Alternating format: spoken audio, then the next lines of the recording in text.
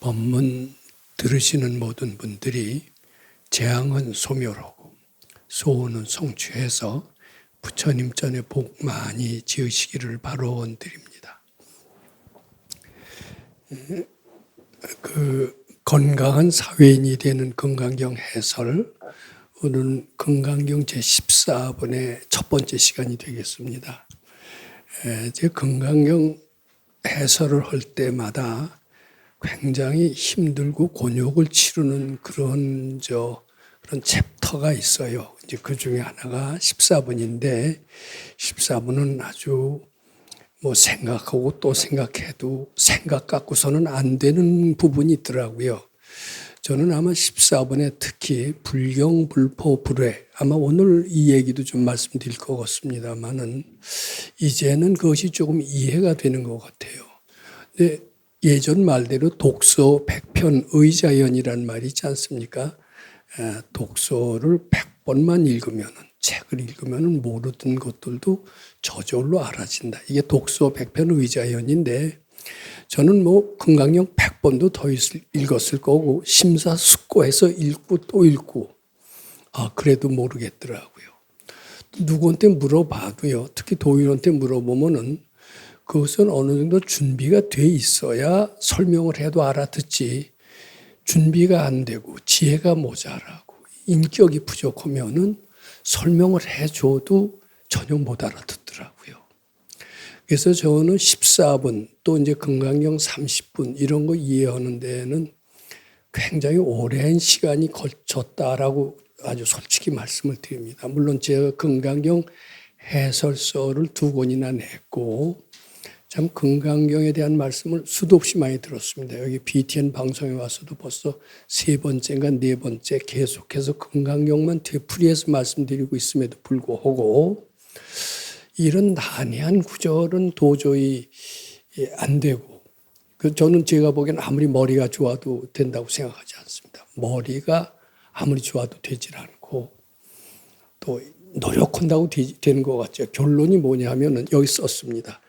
대승자가 되어야 돼요. 제가 태어날 때부터 아마 좀 소승의 기질이 많았던 것 같습니다. 굉장히 여럿을 생각하는 것보다 자기 자신을 생각을 했고 부처님 시봉하는 것보다 나 자신의 이익을 많이 생각했던 사람, 이런 사람을 분류하면 아마 소승자가 될 것 같아요.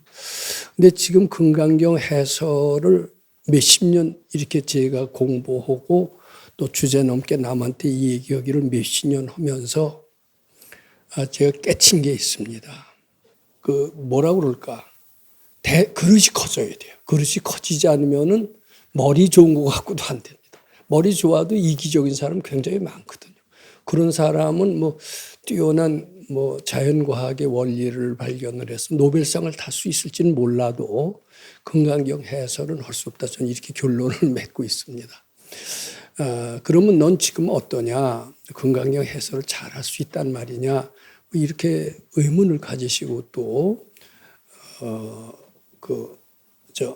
아주 좀 네 실력을 드러내봐라 이렇게 궁금해하시는 분이 있을 겁니다. 저는 지금 잘한다고 말씀드리지 않습니다만 이건 확실히 압니다. 건강경 실천해야 됩니다. 실천하면 약간 해석이 됩니다.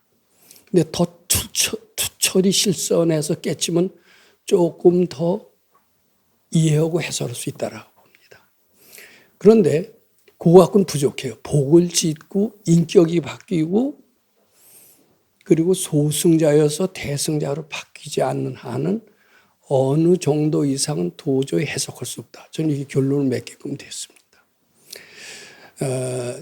제가 4년을 수도장에서 공부를 하면서 참 아주 오랫동안 알았던 그 정신병에서 비로소 해방이 됐습니다.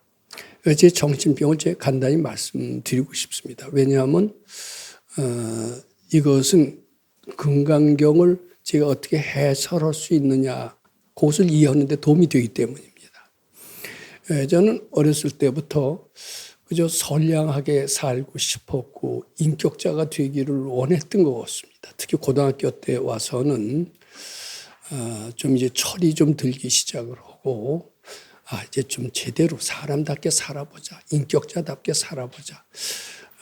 누가 꼭 시킨 건 아니었습니다. 집에 물론 부모님도 시키지 않았습니다만 아마 지금 나중에 말씀 들어보니까 전생부터 닦았던 기운이 그때 나타나기 시작했다라는 도인의 말씀이 맞는 것 같습니다. 저 그때부터 아주 사람답게 살아보자. 인격자가 되고 살아보자. 그래갖고서는 일체 학교에서 부정행위 안 하려고 했고 정직하게 살려고 했고 성실하게 살려고 했어요. 모범생이 되려고 노력을 했습니다. 근데 그리고 나쁜 생각은 일체 하지 않고 착한 생각만 하려고 그렇게 했던 것 같아요. 지금 생각해 보면 그렇습니다. 근데 자꾸 끊임없는 본능이 올라오고 충동이 올라오고 애욕이 올라오면서 나쁜 생각이 자꾸 나는 거예요. 나는 누르는 겁니다. 누르는데 눌러지는 것도 있지만 더 반발력이 세서 누르면 누를수록 뉴턴의 작용 반작용의 법칙이 있듯이 누르면 누를수록 더 크게 저항을 하는데 그것도 꼭 그런 생각을 그런 불순한 생각을 하지 않아야 될 장소에 가서 그게 탁 튀어나오는 데는 이거 참 미칠 지경이 되고 말았던 경우가 종종 있었던 겁니다. 왜 하필이면 그런 생각이 안 튀어나와야 될 그러한 순간 그런 또 경우에 따라서는 엄숙한 장소에서 왜 이런 생각이 튀어나올까? 저는 그때마다 누릅니다. 누르면은 눌러서 좀 얌전하게 가만히 있으면 좋은데 더 반발을 하고 더 튀어나오고 이래요. 그래서 누르려고 하고 튀어나오고 누르려고 하고 튀어나오고 이런 것 때문에 아주 미칠 지경이 됐고 이것이 아마 제 정신병의 시초가 됐던 것 같습니다. 내 마음을 어떻게 잘 다스릴 수 있는 길은 없을까? 그게 고등학교 때부터 숙제였던 것 같습니다. 참 그러니까 학교 공부 이런 정신병에 시달리니까 학교 공부도 제대로 잘 안 되죠. 저는 어떻게 운 좋게 그래도 좋은 대학을 갔는데 가고서도 이것 때문에 늘 시달렸던 것 같습니다. 대학에 와서도. 저는 부처님 공부를 왜 좋아했느냐면 불교 공부로서 이 정신병을 해결할 수 있으리라는 어떤 희망을 가졌기 때문에 저는 불교적인 방법으로 이 병을 반드시 해결할 수 있다 이렇게 믿고 선생님을 찾아다니면서 불교 강의도 많이 듣고 또 그 취미에 맞아서 잘 들려요. 그리고 참선도 좀 해보고요. 그리고 복도 좀 지어야 되니까 집에서 효도하고 좋은 일도 했는데 선생님이 잘못됐는지 제가 본래 그렇게 되먹어서 그런지 저의 정신병적인 소질은 하나도 나아지질 않았던 것 같습니다. 근데 나중에 이제 저는 운 좋게 제가 이 자리에서 몇 번 말씀드려서 여기서 다시 강조하지 않겠습니다만 도인을 만났습니다. 그분은 금강경을 그대로 믿고 잘 해석을 하고 그것을 실천해라. 그리고 깨달음이 있으면 손짓있게 내놔라. 이런 신의 행정의 가르침을 실천하셨고 그 도량으로 제가 출가를 했습니다. 무슨 생각이든지 부처님께 바쳐라. 이번에 그분이 가르침의 핵심이었고 무슨 일을 하되 이기적인 마음으로 하지 말고 부처님 기쁘게 해드리는 마음으로 해라. 이것이 이제 그분의 두 번째 가르침이었습니다. 저는 올라오는 불순한 생각, 좋은 생각이 올라왔으면 얼마나 좋아요. 나도 좋고 집도 좋고 다 좋은데 그저 문제는 그거예요. 제가 원하는 생각은 잘 안 떠오르고 자꾸 불순한 생각, 제발 떠오르지 않았으면 좋았을 그런 생각들만 자꾸 올라오니까 그전엔 눌러 참았는데 이제 배웠어요. 올라오는 생각을 바쳐라. 그것도 착각인 줄 알고 바쳐라. 처음엔 착각인 줄 아는 말씀은 안 하셨고 바쳐라고 그랬는데 바치니까요. 눌러 참는 것보다는 굉장히 좋았습니다. 그래도 또 끊임없이 올라오는데 이 끊임없이 올라오는 이런 분별을 무식업 업보업장이라고 하는 모양이로구나. 내가 참 죄 많은 인간이다. 왜 이렇게 무식업 업장 속에서 나는 고통을 받아야 되나? 그 도량에 있으면서도 바치고 또 바쳤구만 올라오고 또 올라오고 그 고통의 세월은 좀채로 가라앉지 않았던 것 같습니다. 근데 그러고선 한 3년이 됐어요. 3년이라는 세월을 또 바치고 근데 그 바치는 것 같고 좀 부족하더라고요. 제가 바치기만 했지 낮에 규칙적으로 이루어지 않았다면은 그 분별망상은 결코 해결되지 않았을 것 같습니다. 그런데 바치는 거 못지않게 낮에는 거의 약간 노동에 가까울 정도로 몸을 상당히 자주 움직였던 것이었습니다. 그것이 이제 우선 육체를 건강하게 했지만은 분별망상을 사라지게 하는데 결정적인 도움이 됐던 것 같습니다. 이렇게 하면서 한 해, 두 해, 세 해 가면서 차츰차츰 죽을 듯처럼 솟아오는 분별의 빈도수가 차츰차츰 가라앉게 됐습니다. 저는 그 분별만 가라앉는다면 모든 것을 다 바쳐서 대가를, 그 은혜를 갚고 대가를 지불할 용의가 돼 있다라고 생각했습니다. 그 정도로 그 분별은 저를 괴롭혔습니다. 또 분별이 가라앉고 내 마음을 내가 마음대로 컨트롤할 수 있으면은 나는 유능한 인재가 될 것이라고 자신을 했습니다. 이렇게 분별 속에서도 저는 그럭저럭 해냈는데 분별만 없으면 나는 뛰어난 그런 인재가 틀림없이 될 수 있다는 이 믿음을 분명히 가졌던 것 같습니다. 그런데 3년이 되는 어느 날이었습니다. 그동안 참 수행에 적지 않은 참 대가를 집으면서 수행에 했던 결과가 없지 않아 갖고서는 3년 만에 그 분별은 거의 깨끗하다고 할 정도로 없어졌어요. 저는 이제 금강경 14번을 상당히 좋아하는 편인데 거기 무슨 표현이 나오느냐 하면 이시의 수벌이 문설시경하고 심해 의취하고 체루비읍하야 200불원하되라는 구절로부터 시작이 됩니다. 그때 수벌이 존자는 이제 부처님의 말씀하신 경조를 듣고 문설, 듣는다는 것은 그냥 청력이 있어서 듣는다는 뜻이 아니라 저는 이제 경전을 많이 읽으니까 문자는 그냥 청력이 있어서 듣는다는 뜻이 아닙니다. 속으로는 딴 생각하고 듣기만 들어도 그게 지 것이 안 돼요.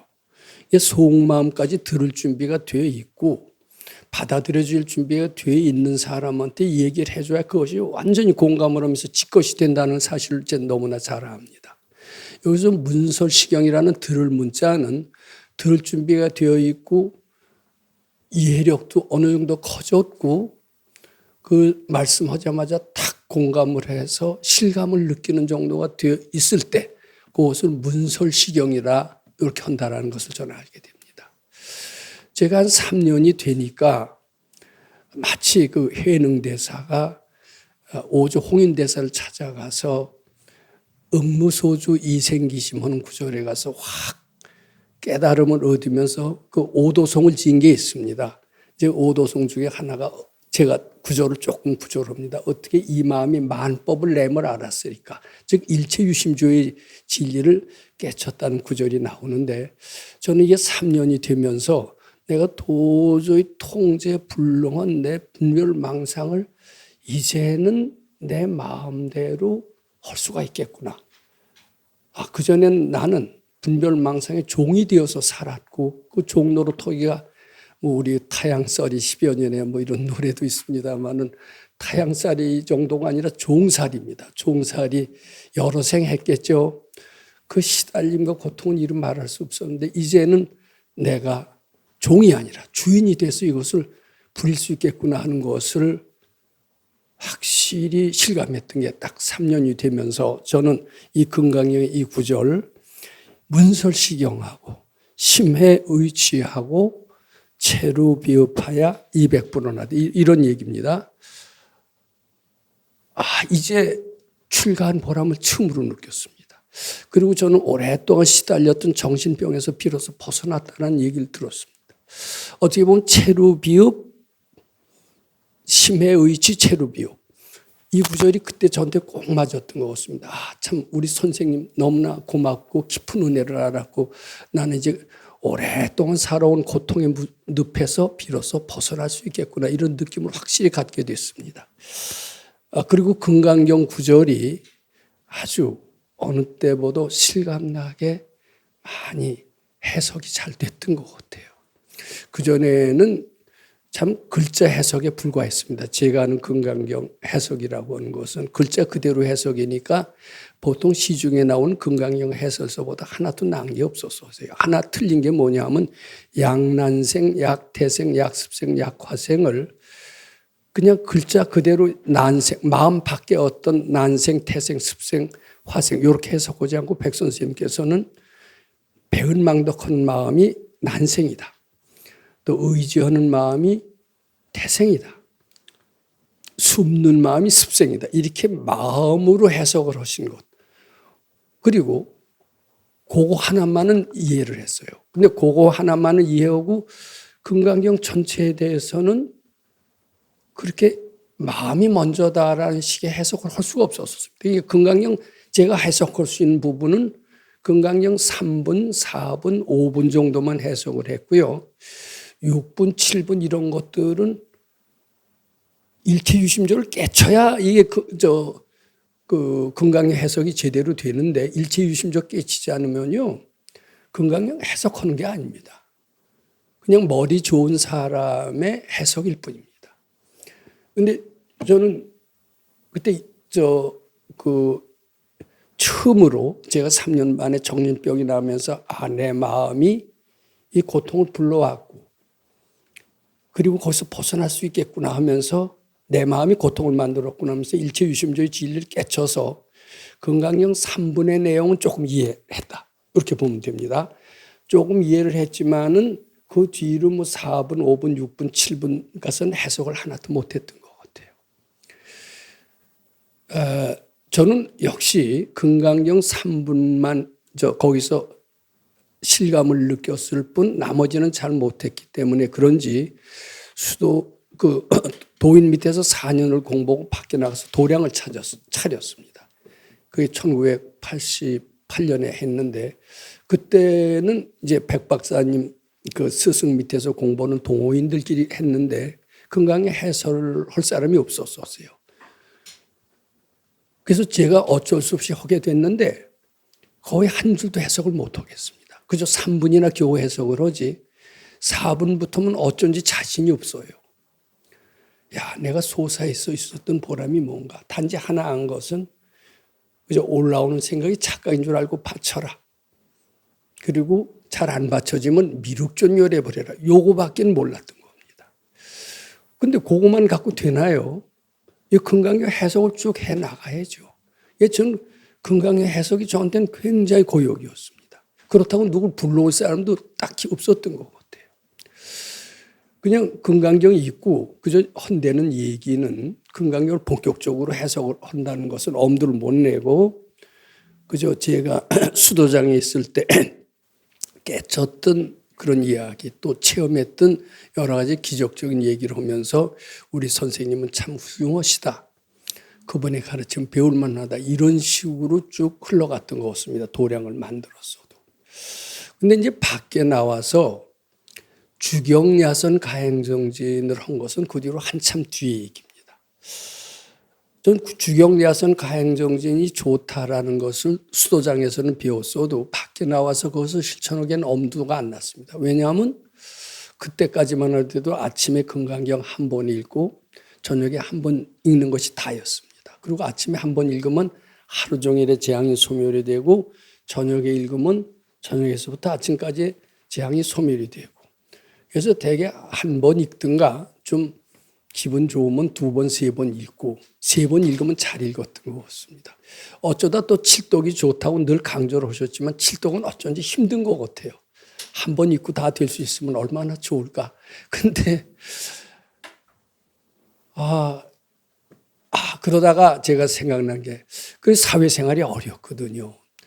제가 어떻게 운 좋게 이제 전문대학 교수로부터 교수직을 맡았는데 전문대학 교수도 논문을 쓰라고 그럽니다. 그러고서 논문 발표하게 되면은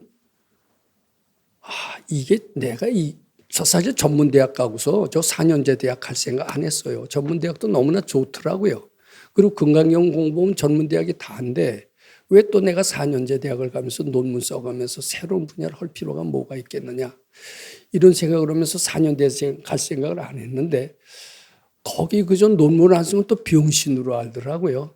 그래서 이제 뒤늦게 박사 과정에 들어가서 이제 논문 쓰는 걸 배웠습니다. 근데 논문 써도 나보다 앞서 나간 사람은 너무나 많아요. 우리 동료들은 이미 서울대학에서 교수를 하면서 기라성 같은 논문들을 쓰고 이러는데 저는 이제 차라리 그 학계로 나가지 말았어야 되는데 백 선생님 말씀처럼 대학원 가지 말고 장사를 해서 성공해야 되는데 이제 장사 길도 틀렸습니다. 근데 이제 논문의 길로 들어섰는데 거기 잘해야 되는데 자 그러다가 제가 이제 가행정진을 생각해냈던 것 같습니다. 가행정진도 굉장히 어려울 것 같아요. 자세히 일어나야 되는데 얼마나 어렵습니다. 그리고 칠독을 해야 된다는데 근데 이제 저는 못하지만 그 좋다는 건 수도장이 있어서 알았기 때문에 주위 사람들한테 그렇게 했더니 하루 강아지 법 무서운 줄 모르고 자식 가행 한 번도 안 해본 사람이 나도 하겠어 그러더라고요. 그래서 하실 테면 해보시라고 전 뒷짐지고 앉아서 구경만 하고 있었습니다. 근데 그분들이 자시를 시작을 하더라고요. 겁 없이. 그리고 낮에는 좀 자고 이런 식으로 어설프게 한 거예요. 근데 좋은 일들이 계속 생기는 거예요. 야, 나도 해야지. 내가 시작한 건 그네들보다 한 1, 2년 뒤에 시작을 했습니다. 근데 자시 가행정진이 다른 사람 해놓고 보니까 잘 되는 맛에 시작을 했는데 내가 하다 보니까 정말 괜찮던데요. 물론 자시에 정확히 못 일어났습니다. 어느 때는 1시에도 일어나고 2시에도 일어나고 그랬던 것 같습니다. 그래도 늦게라도 일어나서 칠독을 쭉 했는데 제가 지금 자시 가행정진을 한번 권해보라고 하시는 뜻도 있습니다. 그러니까 차츰 잠이 줄면서 나중에 3시간 자도 되게끔 됐습니다. 근데 조금 더 주니까 2시간 자도 되더라고요. 조금 하다 보면 어느 때 잠이 없어도 될 것 같은 느낌이 드는데 저는 잠이 없는 것을 한번 테스트해보고 싶었습니다. 정말 잠이 없는 나날을 며칠을 보냈던 것 같아요. 그러면서도 낮에 할 일 다 하면서 굉장히 머리가 맑았습니다. 저 그때 깨친 게 있어요. 잠이라고 하는 것은 실제로 꼭 자지 않으면 안 될 어떤 팩트가 아니다. 분별이고 착각이고 본래 없는 것이다. 그것은 수도장에서 배운 게 아니라 우리 스승께서 열반하신 한참 후에 세상에 나와서 제가 깨친 겁니다. 잠은 분별이고 착각이고 본래 없는 것이지 잠을 안 잘 수 있다. 그러면서 저는 공의 진리를 그때 깨치게 된 것 같습니다. 그러면서 건강경 이해하는 폭이 상당히 넓어졌어요. 대중들한테 약간씩 건강경을 좀 더 할 수 있게끔 변했던 것 같습니다. 특히 잠은 착각이 본래 없는 것을 알게 되면서 건강경에 난해했던 여러 가지 구절들이 상당히 많이 풀렸습니다. 즉 실무유법이라는 것을 그전에 제가 해석을 잘 못했던 것 같아요. 실무중생 등멸도자도 해석을 잘 못했던 것 같아요. 어설프게만 짐작을 했지.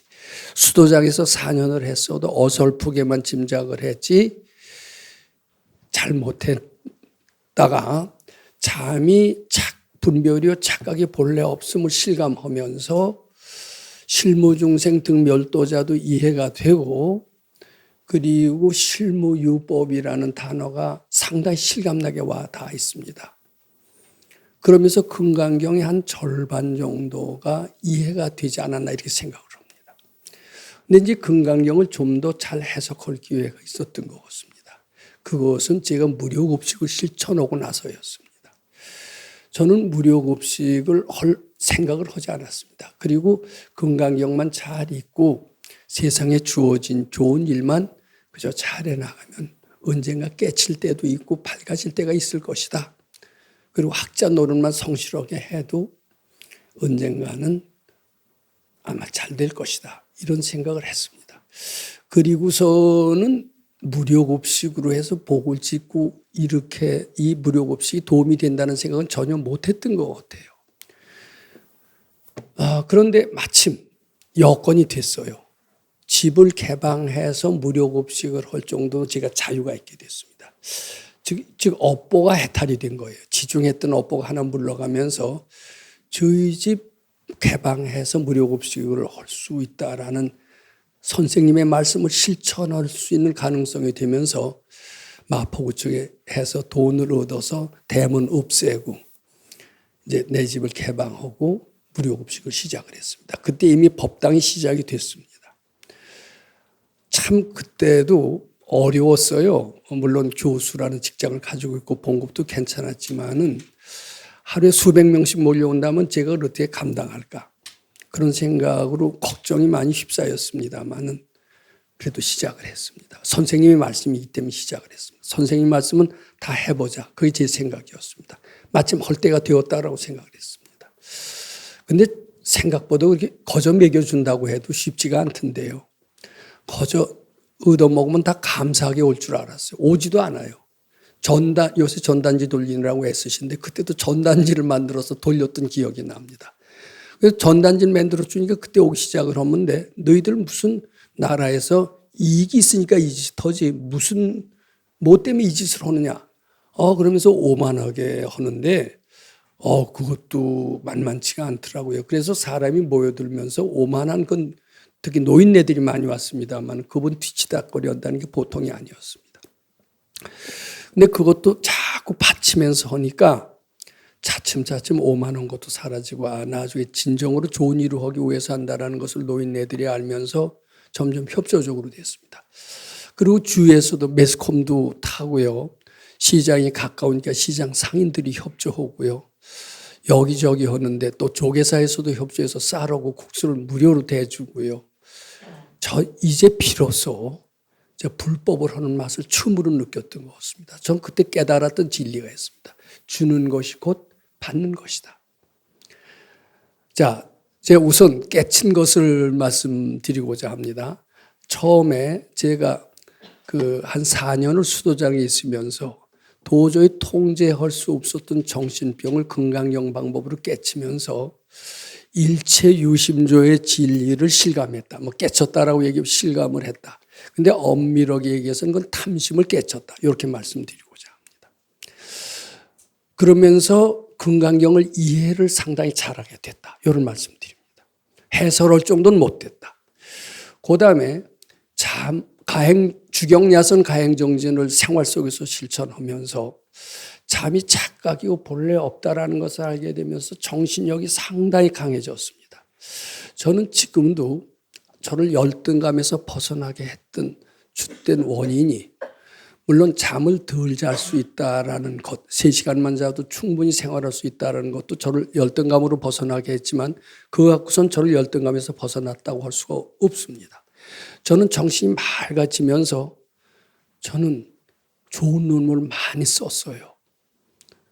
좋은 논문을 많이 쓰고 그리고 한국에서 기라성 같은 학자들하고 세미나를 하면서 내가 참 못난이고 형편없는 사람인 줄 알았는데 이런 최고의 기라성 같은 학자들도 별거 아니더라고요. 보니까 내가 중심이 됐어요. 그분들은 다 한국에서 최고의 대학에서 교수라고 한 분은 노벨상 후보라고 그래서 논문 그때 300여 편 썼으면 대단히 잘 쓴 겁니다. 그것도 거의 다 SCI급 논문을 300여 편씩 쓰고 이런 교수들 또 다 명문대학의 교수들과 함께 하는데 저는 비로소 건강경 공부의 보람을 처음으로 느끼면서 이 건강경 공부로서 뛰어난 과학자도 될 수가 있겠다. 이런 신념을 확실히 갖게 했고 지금까지 절 꼬리표처럼 달고 왔던 무능하고 열등하다라는 그런 사고에서 전 비로소 벗어날 수가 있었던 것 같습니다. 안 된다는 생각은 착각이고 본래 없는 것이다. 이제 잠이 분별이고 본래 없는 것이다를 깨달으면서 열등하다라는 생각도 착각이고 본래 없다라는 그 진리를 이해하게 되면서 건강경의 이해폭이 훨씬 커졌습니다만은 그래도 건강경에 모르는 것이 너무나 많았던 것 같습니다. 근데 그 뒤에 제가 건강경을 약간 자신을 가지고 할 수 있었던 것이 무엇인가 하면은 무료급식을 하면서였습니다. 무료급식을 하면서 비로소 제 인격이 소승에서 대승으로 뛰었던 것 같아요. 무료급식 시작했던 해가 2004년이었습니다. 그리고 제가 출가해서 건강경 공부했던 것은 1967년이니까 한 근 40년 가까이 만에 제가 약간 질적 향상을 했다라고 할 수 있습니다. 이 무료급식도 오래 했어요. 오래 하면서 무료급식은 꼭 해봐야 되는 것이로구나. 남한테 조건 없이 베푸는 일은 꼭 해야 되는 것이겠구나. 그러면서 저는 비로소 그 생각을 하게 됐습니다. 건강경을 상당히 실감을 하고 그리고 이제 소인배에서 이제 군자의 반열로 오르지 않았나 이런 생각을 했던 것 같습니다. 제가 그러면서 금강경 해설을 모르는 부분이 점점 더 적어지게 됐던 것 같아요. 이제는 금강경 해설을 어느 정도 할 수 있게 됐다라고 하는 것은 제가 수도 4년 했어도 못했고, 그리고 밖에 나가서 잠이 착각이고 본래 없다라는 걸 했어도 제대로 못했어요. 막혀요, 자꾸. 그리고 어설프게 해요.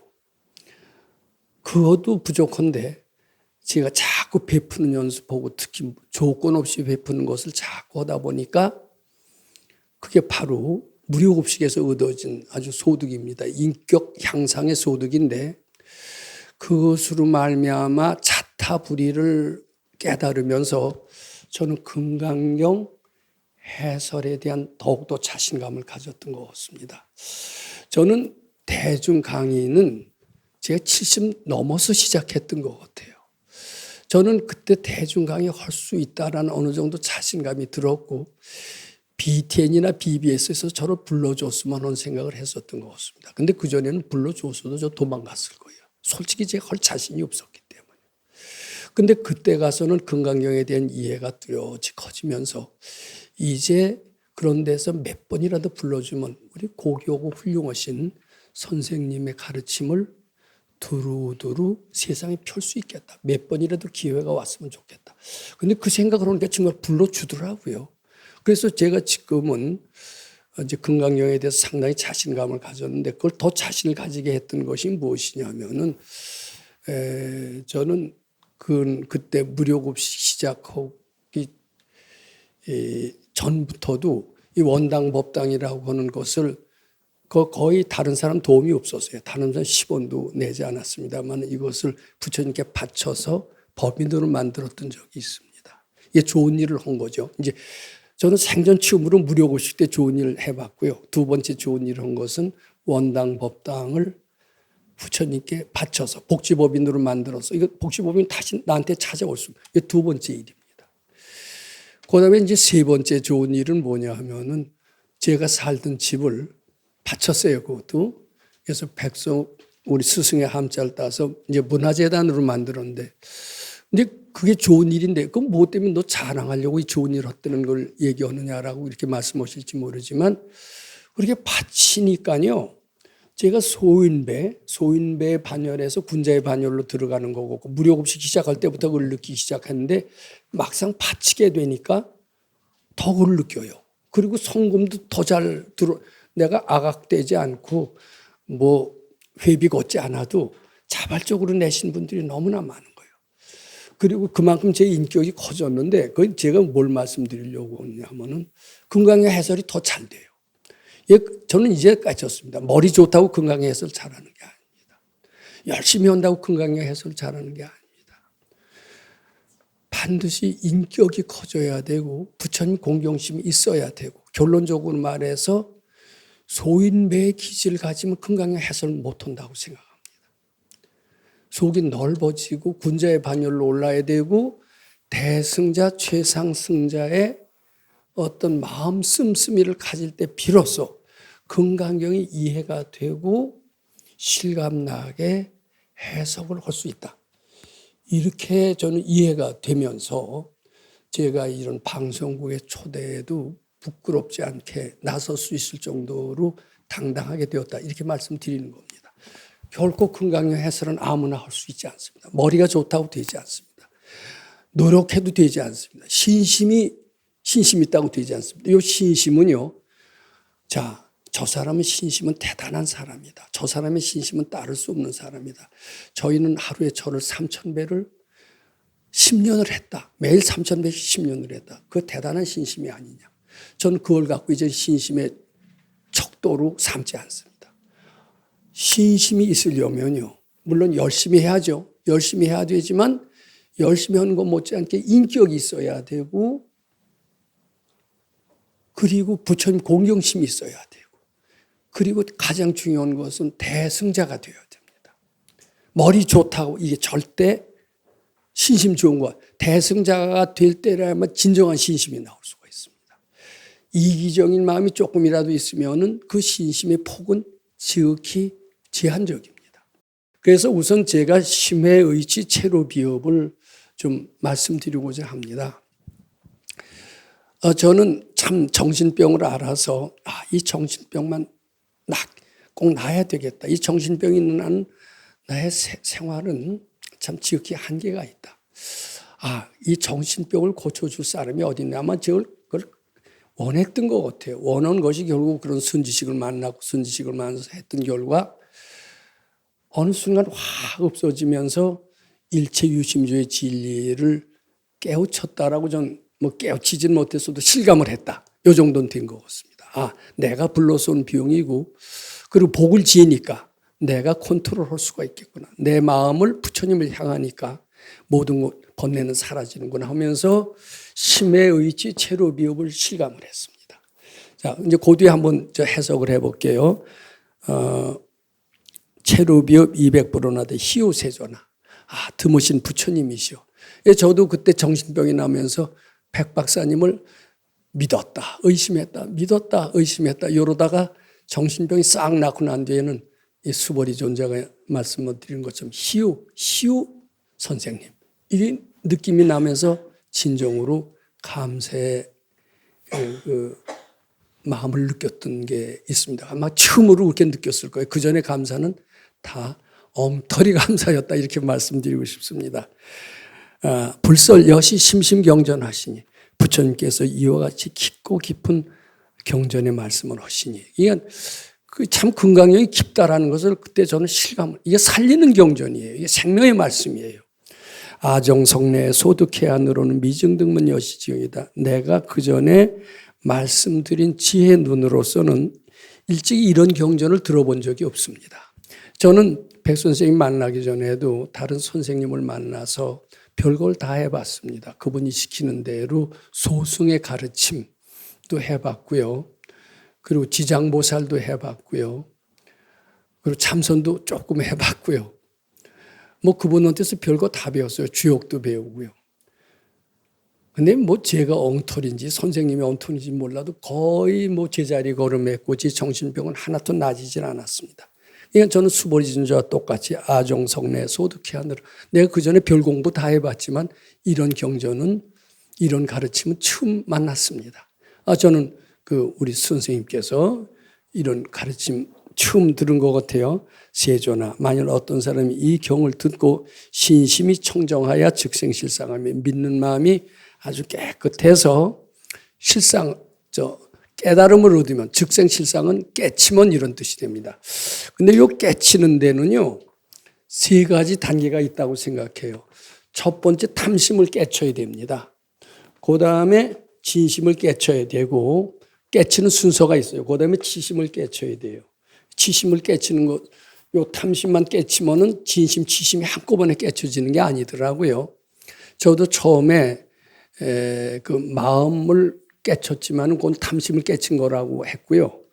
그 다음에 잠이 본래 없음을 깨치는 것은 진심을 깨치는 거로 했고 무력업식은 불의를 깨치는 것이라고 이름을 지었습니다만은 탐심이 제일 먼저 없어져야 됩니다. 그렇다고 진심, 치심이 동시에 없어지지는 않아요. 근데 이것을 저는 소각이라고 말씀드립니다. 작은 분별을 깨쳤다. 그 다음에 진심을 깨치면 중각 정도로 얘기를 해야 됩니다. 치심을 깨치면 그게 대각입니다. 근데 무조건 깨쳤어 그래요. 깨쳤어 그러면 요새는 대각을 깨쳤어라고 얘기하는데 대각 깨치기는 쉽지 않은 것 같아요. 근데 소각이나 중각은 웬만하면 됐다라고 저는 이렇게 보거든요. 그렇기 때문에 무조건 깨쳤어 그렇게 물으는 것은 전 올바른 질문이라고 하지 않습니다. 그래서 저한테도 어떤 기자가 와서 깨쳤어 그러길래 그렇게 물으시면 안 된다. 깨치는 것은 분별이 없어졌다는 뜻인데 큰 분별이 없어지면 대각이고 작은 분별이 없어지면 소각이다. 난 큰 분별을 없어져서 대각을 이루지는 못했지만 작은 분별은 없어졌다고 말할 수 있다. 이렇게 대답한 적이 있습니다. 근데 요거 탐심, 진심, 치심의 해탈의 순서로 해서 치심까지 없어지는 것은 모든 상을 다 떠난 거예요. 그런 것이 바로 부처라고 하느니라 이렇게 되는 겁니다. 저는 이 얘기를 좀 더 구체적으로 말씀드리고 싶습니다. 어떻게 보면 탐심은 현재 의식을 말하자면 육식의 해탈, 그것이 탐심의 해탈이라고 말씀드리고 싶습니다. 그 다음에 자기 운명을 바꾸는 속마음, 칠식의 해탈, 이것을 진심의 해탈이라고 말씀드리고 싶습니다. 그 다음에 치심은 치고 나가 남습니다. 나가 본래 없음을 아는 것을 치심의 해탈이라고 말씀드립니다. 그럼 이것을 실감나게 탐심의 해탈, 진심의 해탈, 치심의 해탈이 무엇인가? 이것을 실감나는 예를 들어서 한번 말씀드리겠습니다. 우리나라 속담에 이런 말이 있습니다. 물에 빠져준 사람을 건져놨더니 보따리 내놓으라고 하더라. 자, 이제 그런 속담이 있어요. 저는 그런 속담을 지금 실감나게 실천하고 있다고 생각합니다. 저는 좋은 일을 꽤 했고 법문도 좀 위타인설도 많이 해서 상도 몇 개 받았어요. 그러니까 어떻게 보면 물에 빠져놓은 사람은 좀 건져놓은 꼴이 됩니다. 좋은 일을 했으니까 탐심을 깨쳤다고 얘기할 수가 있어요. 그런데 진심, 치심은 아직 안 깨친 것 같아요. 난 진심, 치심도 같이 깨친 줄 알았거든요. 그랬더니 그 사람들이요, 구해놨으면 고맙다고 할 줄 알았더니 야, 나 먹고 살 거 없으니까 먹을 거 내놔라는 식으로 따지는 거예요. 지금 우리 현실에도 일어나고 있습니다.